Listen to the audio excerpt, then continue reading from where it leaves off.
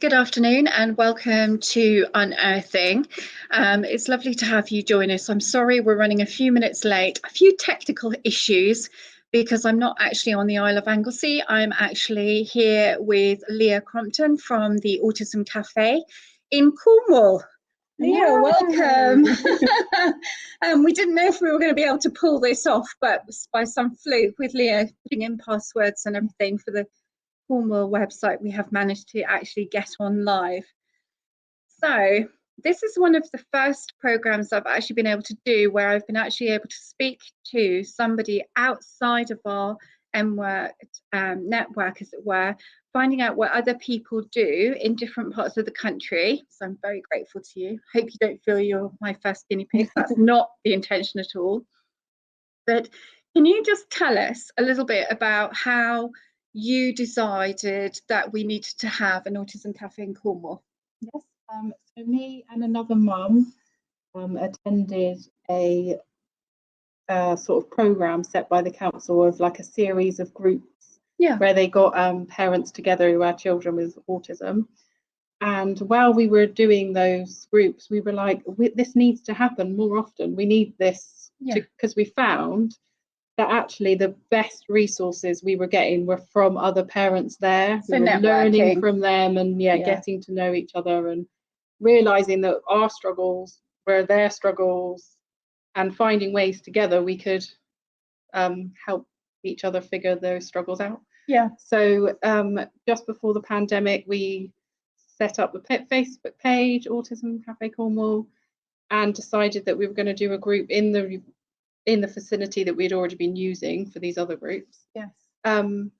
Obviously that got shut down, but luckily last November I think was the first one that we did face to face, and it's just been building from there really, with so many parents that are. And is Cornwall a tricky area to cover? Because I've had trouble. How far down? Just tell me how far we are down in Cornwall. It's quite far, way down. Where's that? We're like well, to the bottom. Yes, I'm really from the bottom, so I'm actually from Penzance. Right. So I've actually come up the Hale today, which is drive from where I am. So yeah, I'm right south, right at the bottom. And I think actually for this area, there is not a lot going on. Or meetups, or there's other groups that are trying, and it's starting to come back at least more now, but actually, and even more rural places, I feel I'm getting like words from people that they're just feeling isolated and alone, and that's the hardest place to be when you're also struggling with so many different challenges, as you know. So why did you pick Hale then? Because it was central? It was where the other parent who I set it up with, she is based in Hale. Okay. And we felt that it was more central. I have run a couple groups in Penzance, but they've not been overly well supported. But I think I just need to build that up. It's time really. How did people find out about you? Was it through the social network? Just remember, you were all geared up to go before the pandemic, weren't you? And then crisis point. So did you then sort of say, okay, well, we'll transfer it to online? We didn't do, because we were so new. We just kept it on hold, and obviously right at the beginning we didn't know, we thought, we didn't even cancel our second session because we were like, oh well, hopefully by the time the second session comes along, it will be up and going. But obviously it just rolled on and on. But because we were so new, and obviously our own family structures were so much, there was chat in the autism group, but no face-to-face or lives or anything like that. So November was the first one. How was that attended? What was that like? It was. I think there was about 5 parents came, which I feel is nice, and so much amazing, lovely feedback from the groups, as you know, because you've just been in one. So happy with turnout so far and how it's going. And who else is supporting you? Because we've been in a lovely porta cabin, haven't we? So tell us a bit about that. I'm lucky enough that the Family Hub group are letting me have the venues for free. Wow. So that's obviously why we were able to be there. And also when I did one in Penzance, I did it at my children's school. So obviously they said that obviously I can have the venue for free there. So yeah. So they're supporting you, they're providing the venue for free. Yeah. How often do you meet? Once a month. Okay, and are you finding that's enough for your parents? Because obviously it's probably not enough for parents, and it would be lovely to be more. But unfortunately, the other parent that I started this off is no longer with us. So it is just me. So I'm doing what I can when I can. When you can. Yeah. Okay.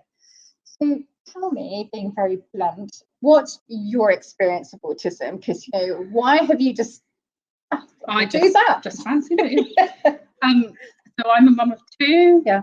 I have a daughter who's 9, and then I have a son who's 7 who's on the spectrum. I would say my daughter also shows signs of being on the spectrum, but whether that's just signs, who knows?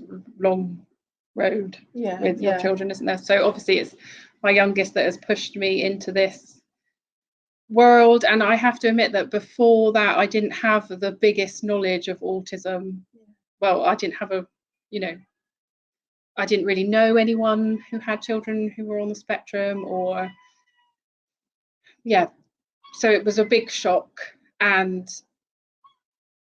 But me being me, I'm like, let's research crazy. And like I said, I found the best support, not from books or professionals. It was other parents who are living with this day in, day out, are not pushing the struggles to a side and saying, "Oh, do this course," or saying, have you looked at your parenting, the way you're parenting? And I, at that time, I was like, but I have this daughter who's thriving in school and, doing very well. And, I don't feel like, how is then my parenting being, I felt like when we were very in that initial stages, when they weren't saying it was autism, they weren't just saying the thing that they picked up the most was my son didn't talk.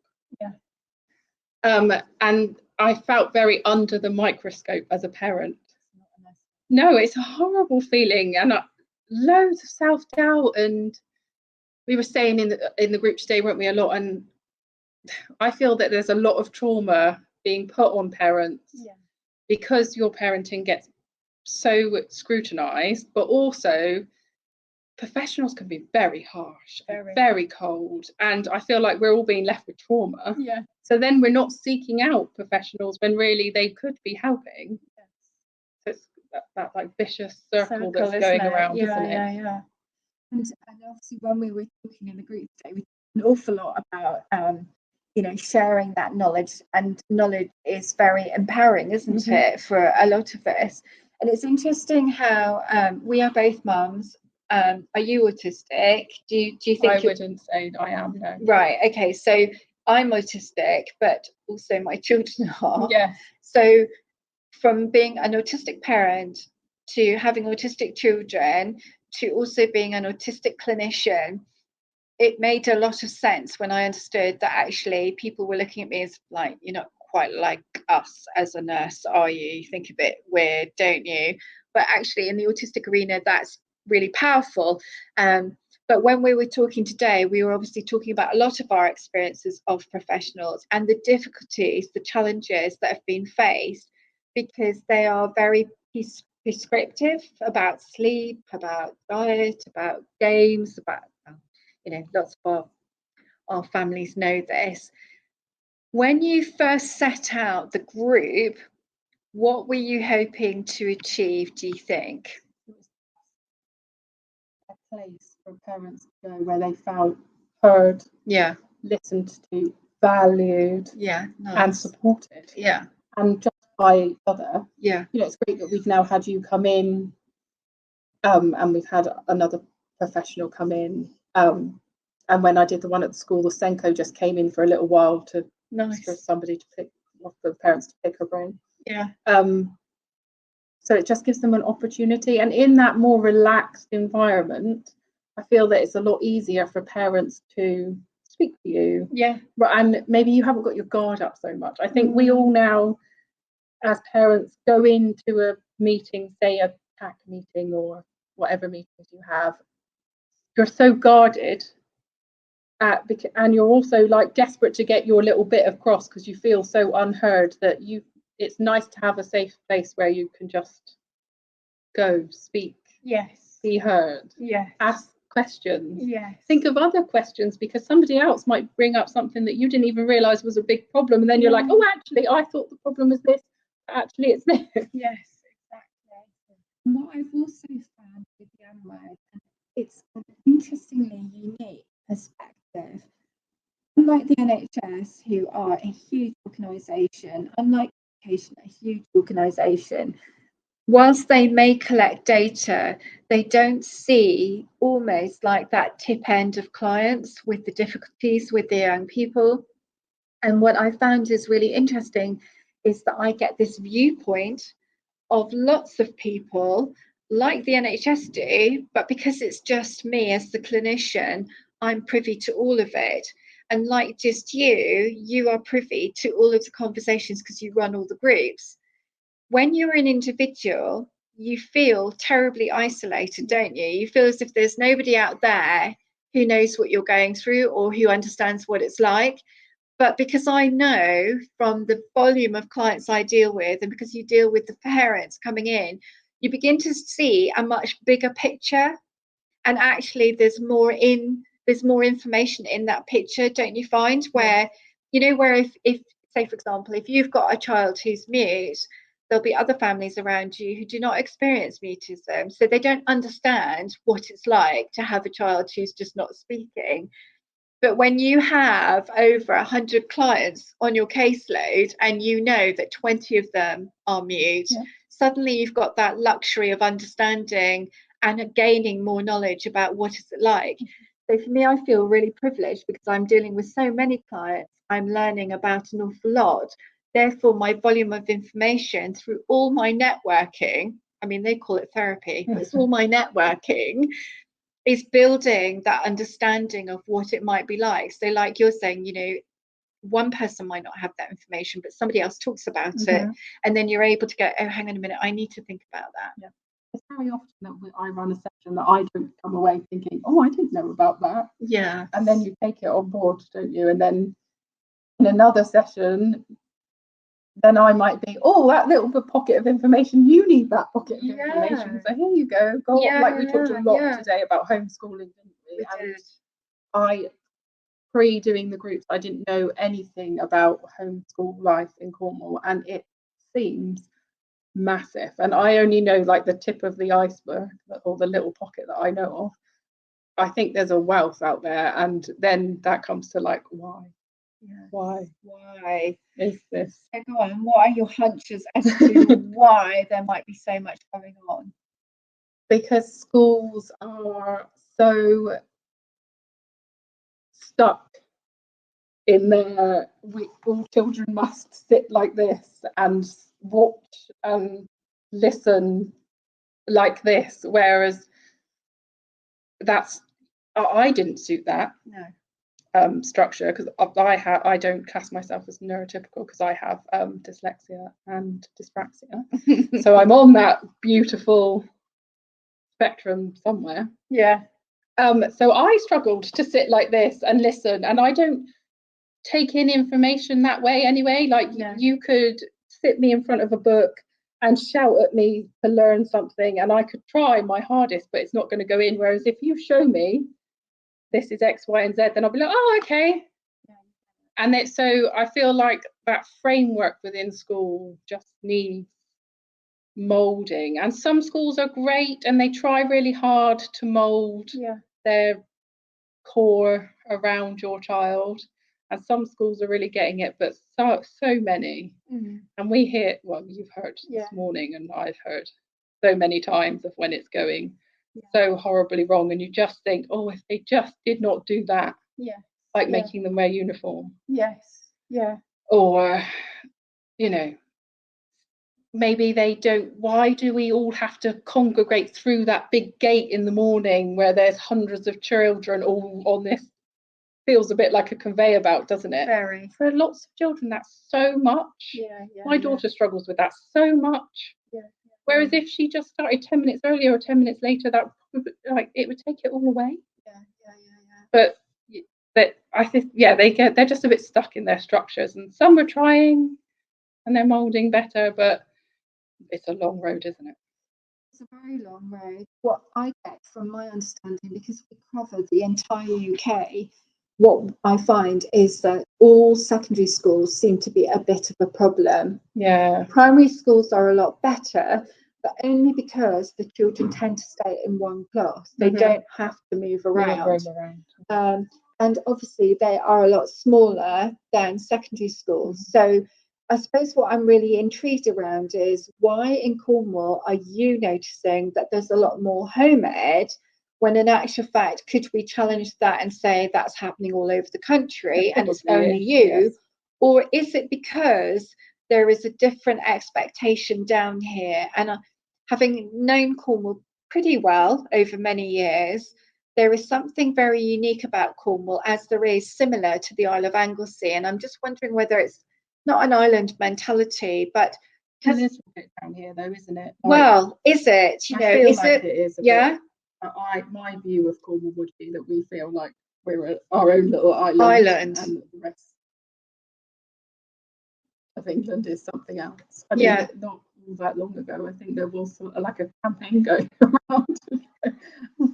I don't agree that would be a good course of action, but it is a feeling that's out there. Yeah, and when you think about countryside, it is very spread out, isn't it? It's very countrified. And yes, we do have lots of towns where we have growing populations. Towns are growing in size, aren't they? There's these little pockets of villages, though, that are very isolated. Yes. And I don't know necessarily if you get that quite as much nationwide. No, you see, this is the thing. What I'm thinking about Cornwall having similarities with the Isle of Anglesey. And also, like, funding down here, I feel is very low from my own personal experience. So I feel like maybe sometimes it can be easier for them to almost push parents into home ed. Right. Now that's only from my angle. My very negative. And I've not been in this situation myself. I'm very lucky that my two children are in mainstream school at the moment, both of them doing really well. But obviously, like you said, we're primary school age. Yes. So who knows what the future brings when it comes to secondary school. Yes. But some parents have felt almost backed into a corner when it comes to home ed. Like they've tried and tried, and then they just don't know what else to do. Yeah. And we talked a lot about how parents have to make a conscious decision about who's going to,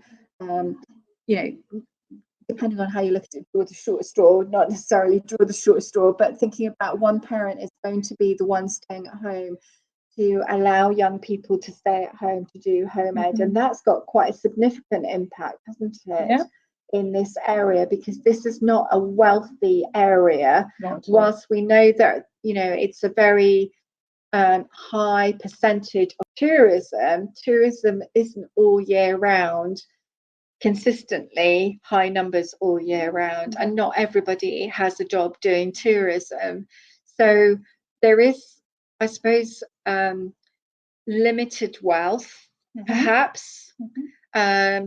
So where does that sit with the rest of the country? If you're thinking that there is very limited support down here, and it's very easy to think about, if you were to compare it to, say, like, for example, Birmingham, we're probably about the same size as Birmingham with all the people here, but Birmingham's a huge city, and you've got the rest of the people living in the area to or contribute to the income, haven't you? Whereas if everybody's feeling in isolation down here, it's going to be much harder to accrue the same level of money to be able to spend on the funding that's needed to support families. So maybe that's why we're down here. It feels like we're pushing parents into home ed, but then that has a knock-on effect, doesn't it, on the family income and the family ability to do things. With families who are home ed, what's the feedback from them then? Because obviously when you're thinking about home ed, it's not necessarily about you doing all the education, is it? No, not necessarily. I've realised that there's a lot of groups who will support home ed children, so you're not actually necessarily teaching your child, but obviously you have to get them to A1.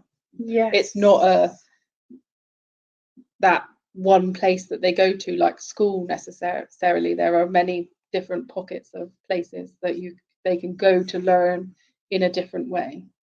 How does that work then? You know, does that mean that people have to pay towards these I think it depends. Okay. A lot of parents seem to self-fund things like that, or manage to get grants or funding from charities and things like that. There is a pocket of money, I believe, if your child has an educational healthcare plan, right, that then they will subsidise. So, like the council, obviously pay for your child to be in school. A select few children do get that, so then that's money from that gets put towards there. But I think that's hard to navigate, and especially for a parent, like, we have to navigate these things and we have no idea where to start and how to start off. And that's why then talking to other parents that have been through it, they can say, oh, well, if you look at this, you can access this, and then it goes on and on, you know, as we've discussed today in the group a lot.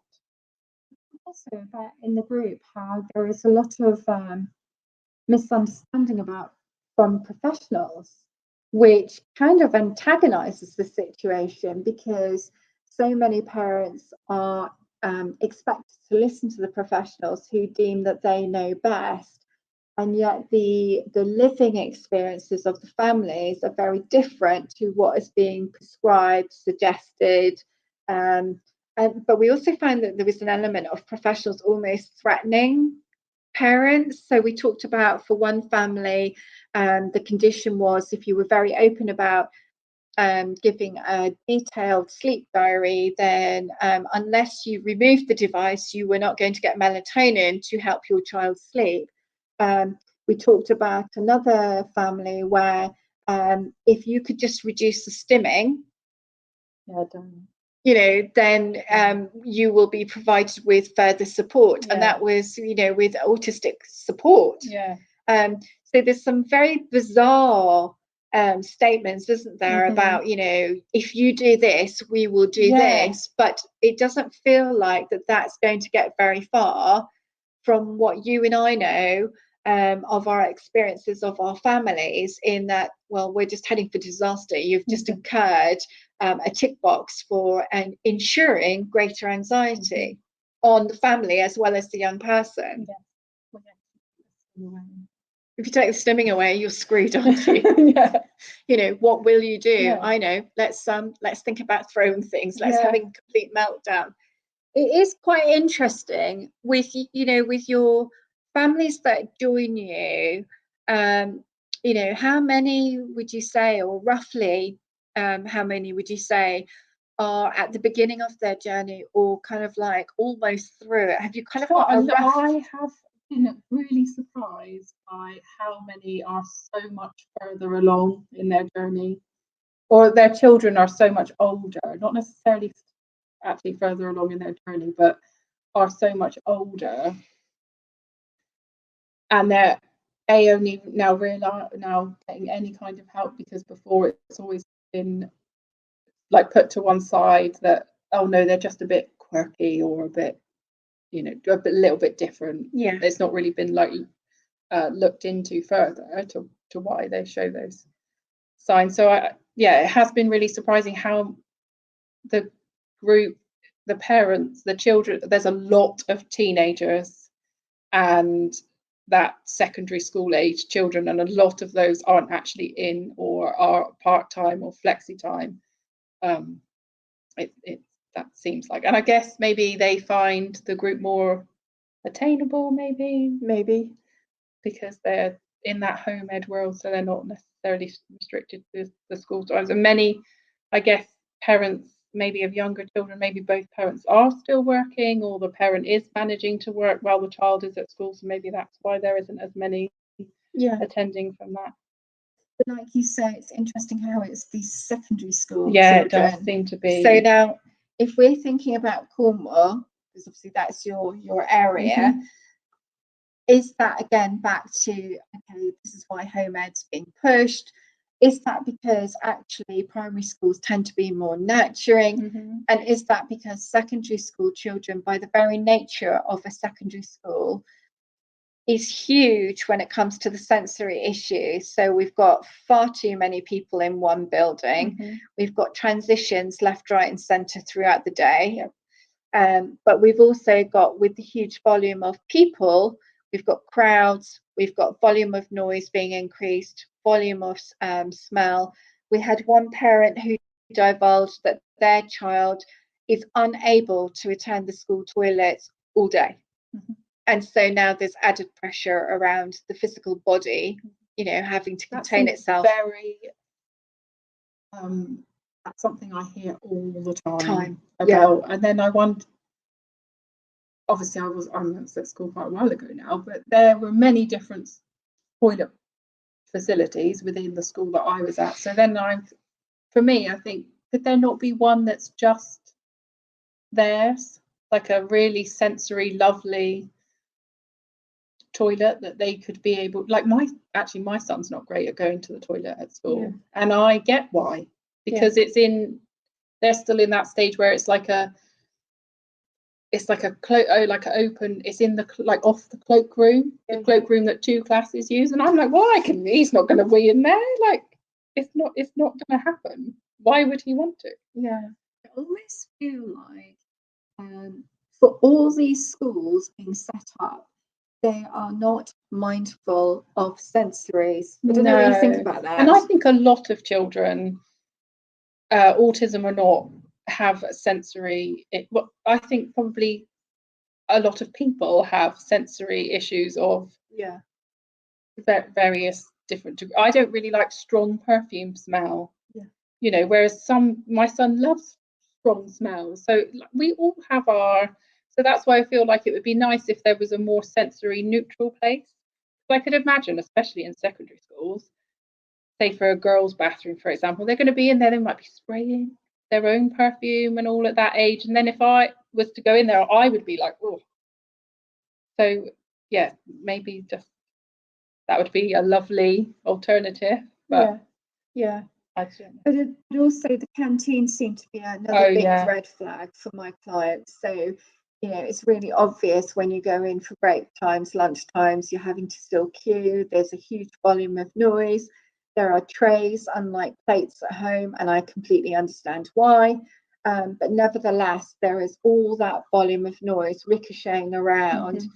And eating is a very personal situation to be in, isn't it? And it's, when you're with your family, you feel relatively relaxed in order to be able to eat. But even some families have great difficulties being together and eating, particularly when you then add in all the little foil bills that each and every one of them have. But when you are surrounded by, for many, strangers, people you don't know, people you don't regularly interact with because they're simply not in your year, and there's this awful volume of noise, and you're trying to just get through what you need to do, eat, it doesn't make it a pleasant experience, does it? And I remember one of my clients saying, you know, when you think about the food being very different from home, and the expectation of how you do things, where you put your food, where you go and sit and eat, what utensils you use, and then you look at the food that's available to you, there's this explosion on your sensories. And I love the idea of that explosion of sensories, because I thought that is exactly what it must be like going into a canteen when you've got the noise, you've got the smells, you've got this horrible understanding around, okay, I'm used to eating chicken nuggets and they don't taste like home. I don't like using cutlery. I much prefer my fingers, but everybody will be watching me because, of course, we feel very anxious. Therefore, we're going to be super sensitive to what's going on around us. And therefore, we are going to feel far more uncomfortable and unwilling to do what we should be doing. So then we're going to be doing more masking, more fawning. It's just too much pressure, isn't it? So you can begin to understand why so many problems become rather obvious in secondary school rather than in primary school. Okay, so especially I'd just like to say, like, down here, you could be from a tiny little village, but obviously, and in your lovely little primary school in the village, and then secondary schools in the next biggest town, and then all of a sudden you can go from, like, there are some primary schools that are like 50, 70 children, and then you're throwing them into 1,500. Like, from even I could imagine how horrible that and how daunting, and like you said, their canteen was probably like in the room that we were in now, we're in now, and then they're in that big massive canteen when it comes.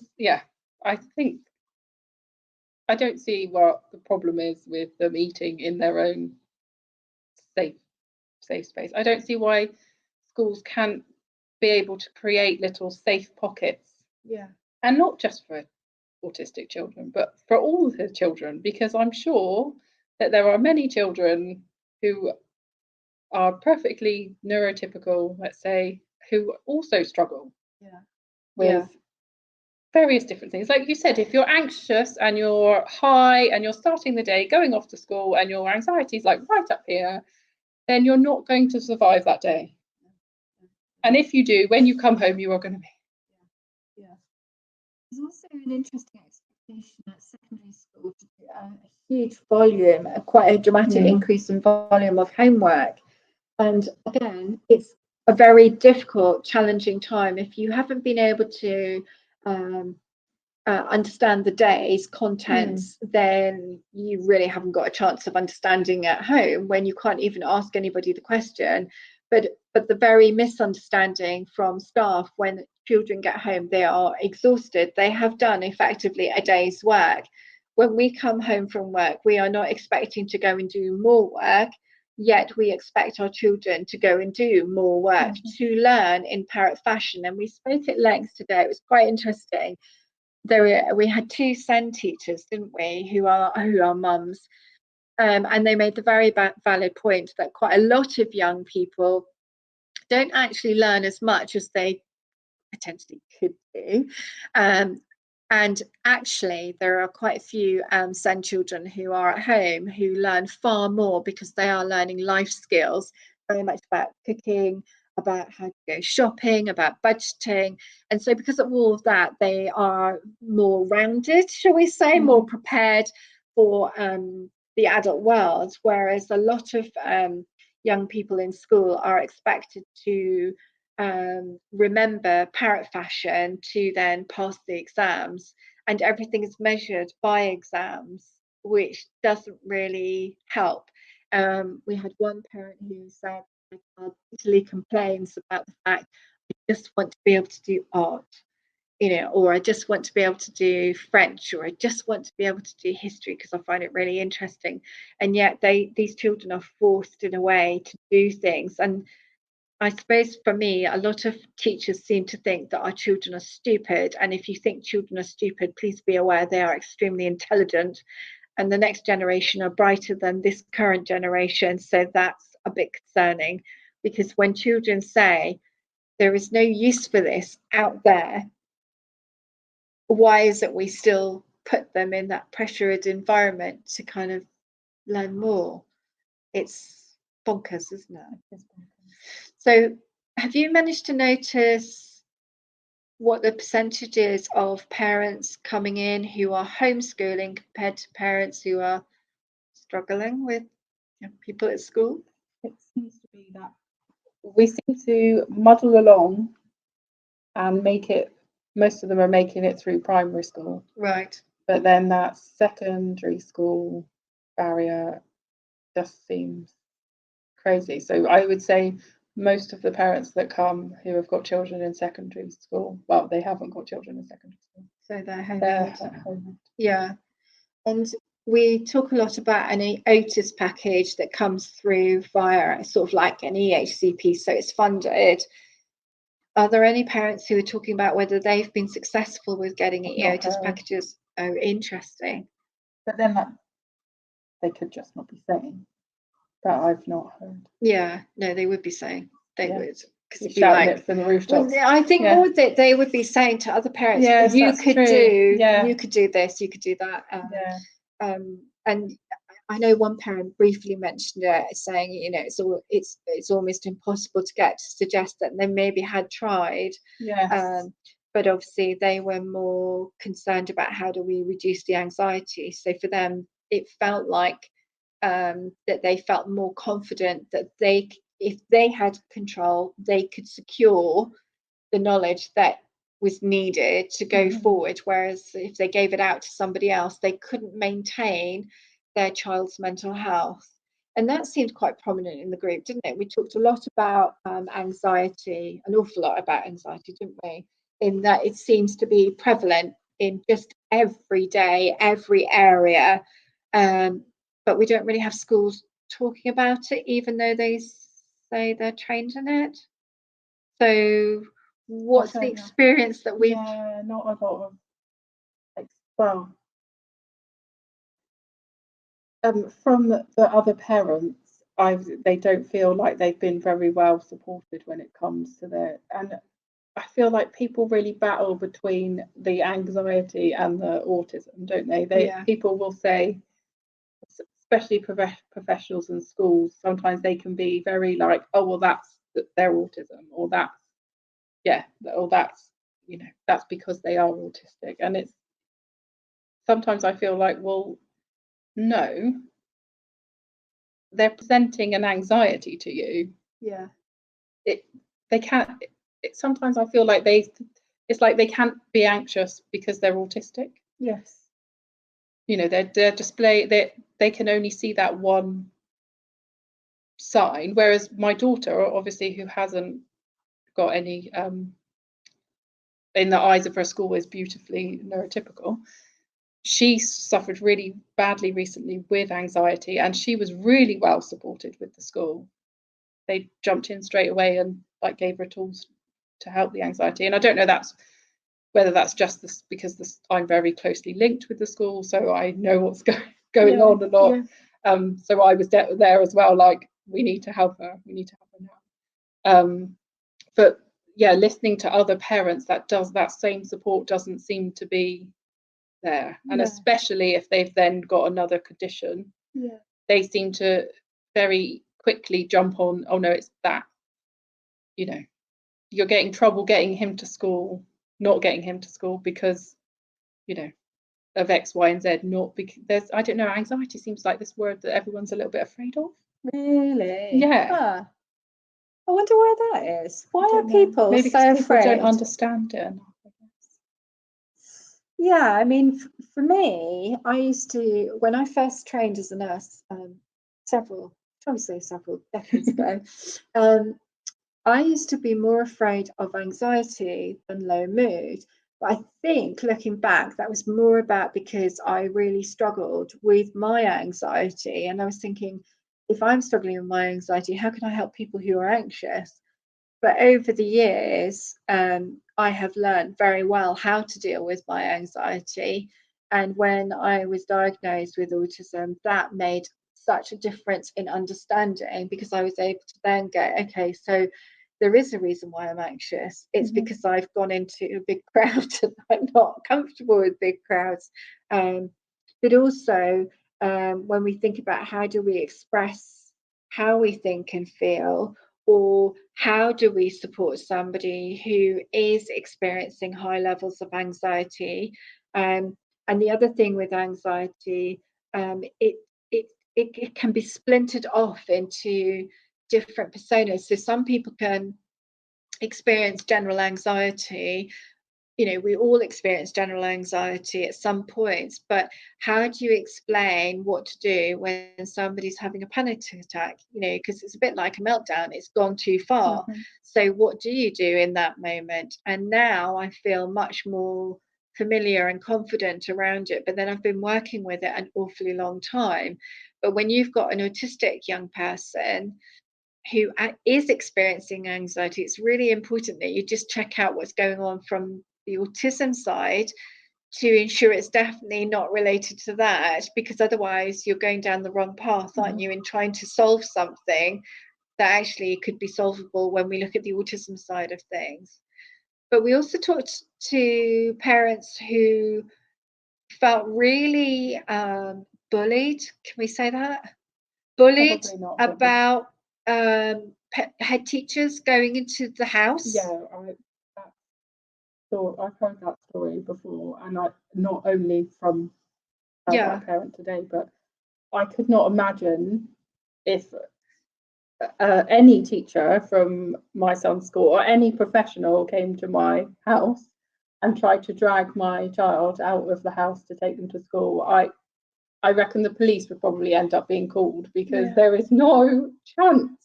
Yeah. And I'm not saying that parent did the wrong thing, because it's so hard when you're faced with this professional who's telling you this is what's got to be done. Yeah.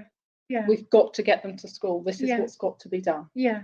And like that parent then went on to say, that just caused a catastrophe. Yeah. Because then why is that child going to want to go to school? Yeah. And then also you've wrecked his safe space at home as well, because you've caused they're just causing trauma, aren't they? Yeah.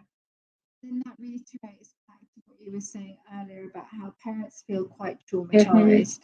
And I don't think we think enough about what is the impact on the family, never mind the young person.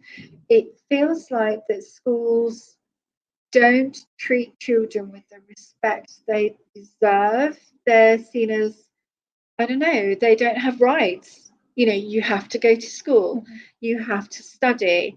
And as parents, if you don't bring them into school, you will be penalised and you will be fined. So I know from my group of clients that a lot of parents have felt so threatened that their children have taken responsibility and forced themselves to go for fear of their parents being fined. Yeah. And that's a huge onus on the child, when in actual fact that reiterates to the child, why am I not coping? Yeah. What is wrong with me? And also that's putting, I've heard this before, and it's that, well, you've got to go to school or mummy and daddy will get in trouble. Yeah. And I think that's not fair. No. Why are you putting that on that child? You need to figure out what's going on, why that child doesn't want to come to school, not putting the fear in, I guess. To me, that's enabling fear in that situation, when fear should not, well, fear probably is there because they don't want to come to school for whatever reason, but that's not helping. That's almost aiding that almost inside fire of fear, isn't it? So then that's just going to be more heightened, which means they probably just want to flee. So the last thing they want to do is come into school. Yeah.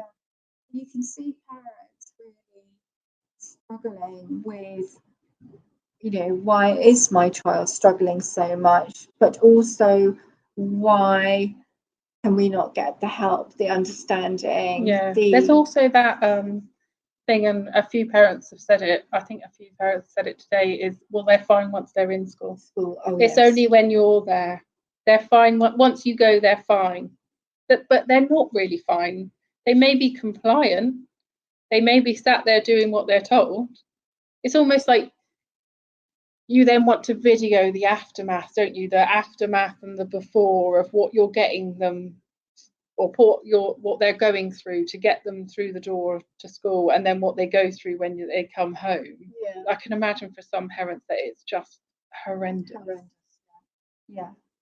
I mean, if you think about a child who is masking +++, and they have upset their natural body rhythm by having to get up early to go to school. You know how you were talking earlier about how they're up here already. And they're having to go to school and mask +++. By the time they get home, there is only so much that we can contain before we explode or implode. And like I was trying to explain to the group earlier, it's fine if you do it one day, you've got a recovery, but when it's consistently every day and then you're literally trying to recover over a weekend, to only then go back into the trauma field or the battlefield to do it all over again, you can begin to understand why it's impacting so badly on our young people's mental health. But the ricochet from that is also on the family, and that doesn't make any sense, does it?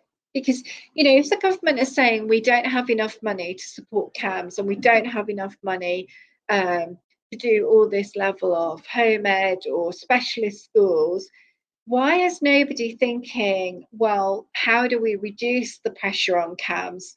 We might need to think about how we nurture our children who are not coping well in school. But nobody seems to be doing that aspect of it. They do, like the initial courses that me and the other parents went on seemed to be something that they trialed, and it was just like supporting. We weren't all their parents of autistic children. We were parents of children that were falling behind their, Right. you know, what they should be.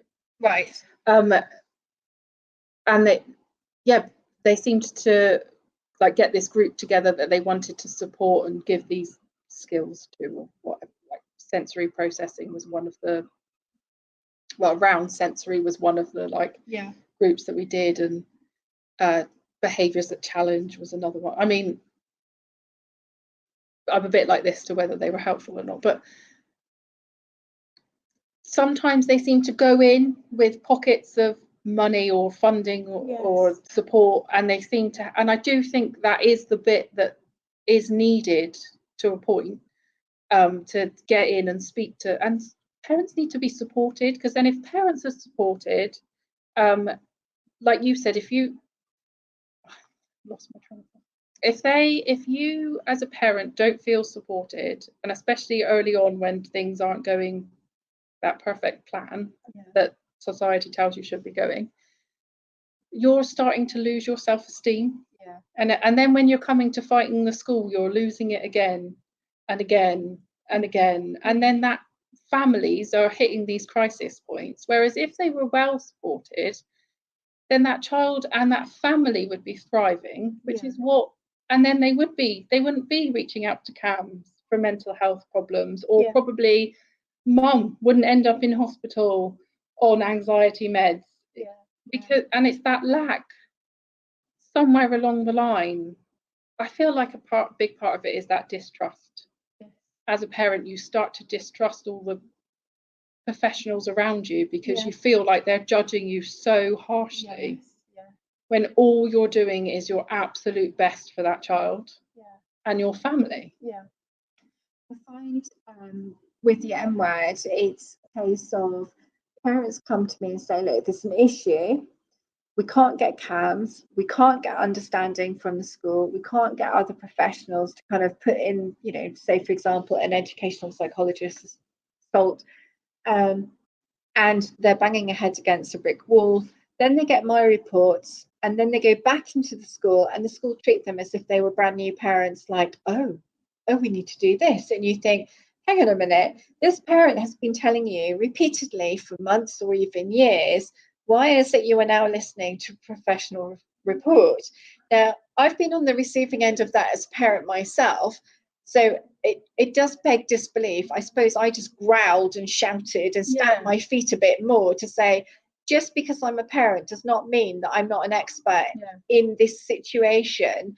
I am also a psychiatric nurse, but not every parent is able to say, I am a mental health nurse. Not every parent is able to say, I am a teacher, I understand, or I'm a SEND specialist.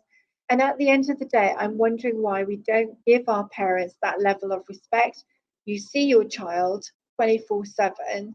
Why would we not listen to you? It's almost like, you know, you're in the school now. This is how we do things, not appreciating, yes, but you are causing significant trauma to our children and actually to our families when you then say, and if you don't get your child in, we'll simply fine you. It is crazy. And it's not even that little amount of time that they need to miss before that starts. knocking at your door, their attendance isn't enough. I can't remember what the amount is that they drop under that they really start amping up, but it's really not. It's not a huge amount, is it? Because I know that I've had parents who've really struggled and they've had 83% attendance. I think it's 86. There you go. So if you drop below that, I think naughty, you're going to be admonished. Yeah. Okay. So for you then, what is it that you're hoping to do going forward with the Autism Café? Because obviously we start these things, don't we? But although initially we go, yes, this would be really good, this is really needed, once you get into it, you kind of go, okay, now what do we do? Do we continue it? Do we do the same? Do we, have external professionals coming in and talking? I think for the immediate future, it's probably just to keep it as it is.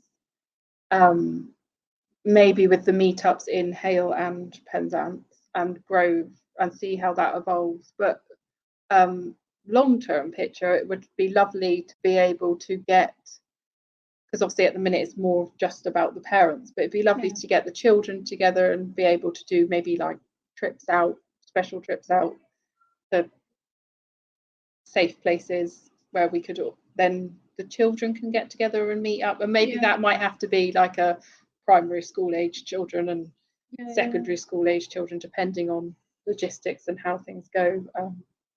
That would be a nice. It's about building up that community, because we're a huge community, and a lot of that community feels very isolated, which is not good. It doesn't, even if you can only make one every 6 months, at least you feel like you're supported or we're there, or you can just drop a message onto the page and then get 20 people answering back. So you've got some sort of connection, because when all those connections go down, you can feel very, as we all know, after being through this crazy time, it can feel very lonely, very isolated, and you can be sat in your house thinking, whoa. I don't think so in one area, just because I don't feel the need for. It seems enough. That's once a month. Because there's a lot of things that go on with every family, isn't there? Of this, and this, and we're all running around. So I think once a month is good. Okay. So because obviously when you first started out in this venture, you were thinking about two of you putting this together. So how have you found it running it solo? Scary. Yeah. But luckily there were other members, people that I knew would come. Right. So I already had a little safety network, and I've dragged like my sister along for the first few for support, and so and now that it's building and there's regular faces that seem to come every time, it doesn't feel so daunting anymore. What's the biggest thing, looking back now, what's the biggest thing that you're really happy about this cafe has been able to provide? What is that big thing? Just support for I suppose like a safe meeting place for parents to come say whatever they need to say. There's no judgment. Some of us have not very nice stories of things that are going on, that are happening, at home with your child, with somebody you brought into the world to love more than anything, that you think is going to love you more than anything. And they do, of course they do. But there's just that no judgment, safe space to speak and be valued. I think that's probably a really cool thing that I keep hearing in my own head over and over again. In a world where you don't feel valued very much, and you don't. We said a lot today about how society is it's like society's over here, isn't it? Shouting, your child should be doing this, you should be doing this, they should be going to school, and then why aren't you working? You should be doing this. And then we're like this safe space over here of, it may not look like that. It's going to look like, might look like this, or it might look like this, and that's okay. It's okay for it to look however it looks, Attending school, we about sleep, we talked about socializing, you know, the expectations. We talked about clothes and school uniforms, all these expectations, when in actual fact we were quite keen to promote, you know, we need to do what's right for you as a family. And that's not highlighted enough, is it? So no. So okay, so your real goal that you feel you're achieving is giving people that safe space to come. And we need people to know, because people from Cornwall are going to be watching us like a hawk for sure. So it's on the last Wednesday every month? No. There we go. There's not a set time. Or it's the one in Hale is usually at the end of every month. Right. At some point, but due to the hub and myself, it gets dotted about. So the best thing to do is to visit the autism group page, get in on the group, and I will post up to date. It's going to be here. It's going to be here. And I always do it in big letters, that whether it's in or Penzance, because I'd hate anybody to turn up to the wrong. So we are more than happy. I hope you noticed we've got you up on our website. Yes, Did you notice Thank you very much. Yes. We are very happy to obviously keep letting people know as well. So when you know, let us know. We'll put the adverts out for you as well, because obviously networking is paramount, isn't it, to getting people to know about what is available as support. And even if it's just 1 to 2 hours, having that opportunity once a month, that's got to be better than zero, hasn't it? Also, it's a drop-in session. So if you can't be there for 9:30 or 10 o'clock, whenever it starts, just drop in when you can. If you can only stay for 10 minutes and you need that 10 minutes, come, please come. I always say that to people, because they're always very apologetic if they're late or they need to leave early. I'm like, don't worry about it. It's not. I'm not clocking you in and clocking you out. Like, exactly.